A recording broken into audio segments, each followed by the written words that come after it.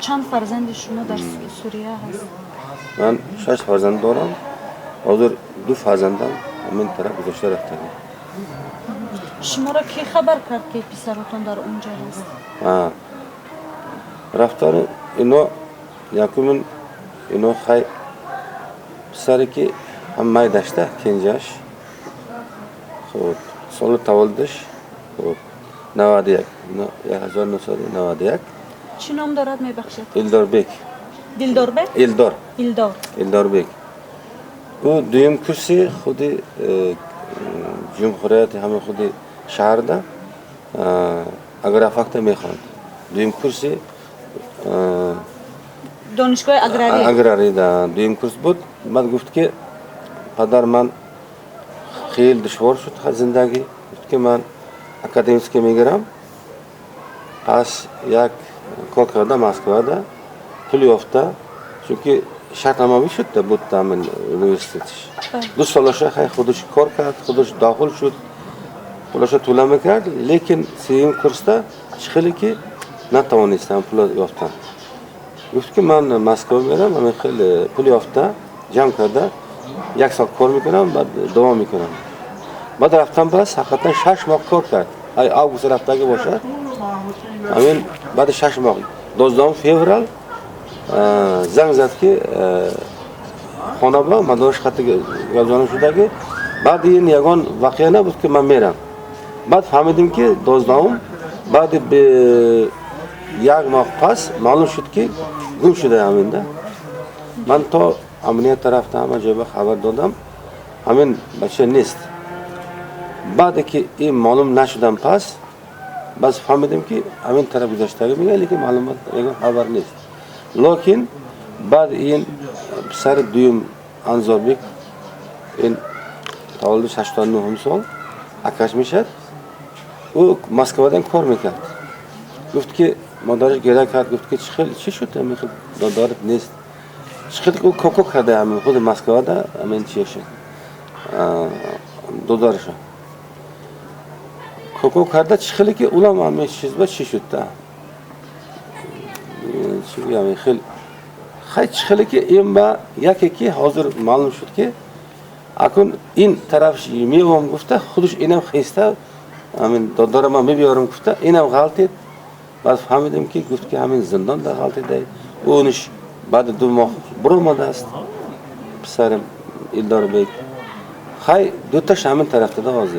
معلوم که یک تا زندان ده میگه من راستی که یگان اینترنت خطی گاو نزدم.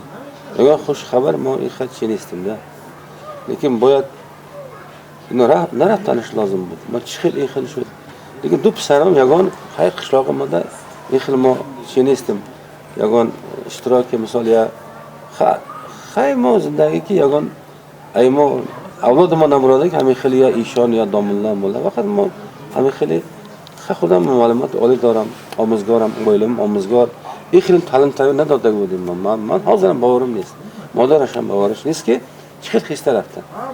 وقتش 6 ماه بود زنگ گرفتگی ما همین خیلی پرتاب رفتن خیلی خانواده همین خیلی خالت شد همین ایلدار بیک. از دویمش اکن انزاربیک 30 سال بود زن اویلش گرفتنه و همین خیلی واقعا میتوانیم با کلینتون یک بار صحبت کنیم. کلین که خونش رفته بعد این واقعا خونش رفته. بعد ایناش خیلی مسکو دارن گشتن آمده. کلین خوردیتون در مسکو است؟ نه انزاربیک. زن انزوربک در مسکو است. زن انزوربک در مسکو است و این کلین خوردیتون خونه پدرش. چون که خما زبانم کدا خان خیلی ما میگیم استین خیلی درنگ نیست ای خونه پسر ایش فیورال باشد لکن شم ماخش تاجر قریب 7 ماه شدن دوره ولی ما اصلا نمیتونم زوری که استین هم زور خیلی اگر گشته بیان خیلی انتظار همین آینه خون کلین. آخرین خبری که از مقامات فهمیدید مثلا کمیته امنیت هست یا اینکه امور داخلی است؟ امور داخلی. چی گفتن آخرین معلومات چی بود؟ معلومات که اینا حقیقتا میگه که اینا اشتراک دارن چی ده آخر چی میگه جهاد اشتراک دارن لیکن که یک بار Eldorgan gul shut qarib dumoq semoq ki hemen çida iştiraklardagi xayriyatlar shularga chidagi hemen qat'i nest ham Anzorbek xudosh nest hemen qat'i yagon qat'i gavnamizdan zindondamigan lekin diğer ma'lumot nest Zindoni kujada? xuddi Suriyada yoki xayr qasamad nakardagi chiqilki men guftagi aqib dodar momadagi hemen xil bitirki zindon tarixda beramiz akaslardan chiqilki hemen iştiraklardan şeyde Dar jang. نه در جنگ العکاش همین جده میگه دادارش گشته من فکرم که خیلی حاضر من همین خود استادم که خود محترم عالی جناب عالی کاری خوب کردن که من چیزا برادن که اف دیگه یک بار افا من چی قطع پرتافتم اینم من پرتافتم یک بار که Pisarton da partladı. پرتافتم اینا قبولش کرده لیکن با فکرم یک بار من راستی گپ اینا امنیت چی ده او گونه داخل گفتم همین گپ وارد ممکن باشد همین سخن من چون سخن من 2-5 سوال دادم او سخنی که او پسر جوابش نیست kim ki جانش استاده است همین سوال اینه داده است او کس برگرد استاده فکر خودش نه بعد این من چی مثلا سوال چی بود جواب چی برای چطور برای چی رفتی من تو خامی خواندی من خب اگر ریده ممکن بود که تو اسلامی ده میخوند میری عرب میرفتین اگر حاضر اجازه هست که ممکن بخارا ده میرفتین اون قاعده قطعی من اسلامی ده میخواندن باشین چون میکرد اونجا خیلی رفت خیسته بی قانونی چی گفت که این پدر گفت دولت اینجا ده خیلی که 72 دولته اینجا ده صابون نمیگه همین شاید ما میخوانیم چی باشه من تو اینجا ده نه این خیلی شاید نه شما چی شد تا نکنید ای گمراه شد تا خیلی سوال میگه جواب ندادم این خیلی سوالی که اگه ما من اون نمایشه گفتم چی ما خطا کردم برگردتون تیسته لیکن هیچ نمیگه که ما میریم خب ده شما بیایید من گفتم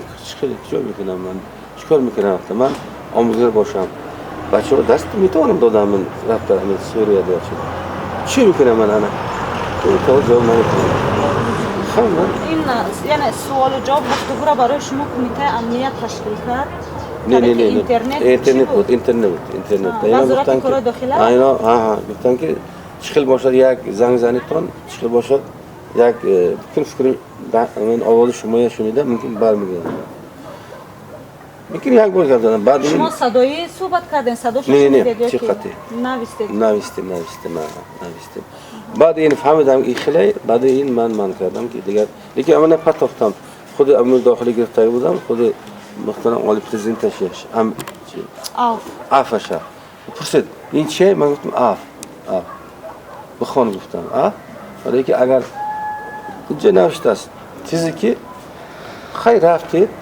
گشت آمدن اینجا ده خیلی یگان چی باشه اینجا اینترنت اینجا ده آماده وقتش با یگان کسا قلم نشده باشه دوزی که نکرده باشه یا آدم کش نباشد خیلی میکرده همینجا همین خیلی شده است که کی بود این صحبتی که داشتید این اپریل بود اپریل همین ماه همین سال اپریل 21 25 26 میخیل بود مارت اپریل برام تا 2 سال چون جدا میخوانده است اونا یک بار رفتن ده معلوم نبود 2 ماه میخوانده است 2 ماه خیلی که جایش بوده که درس میکنه است اینج برام آدم پس همین خیلی که گردان میکنه تشکر رحمت شما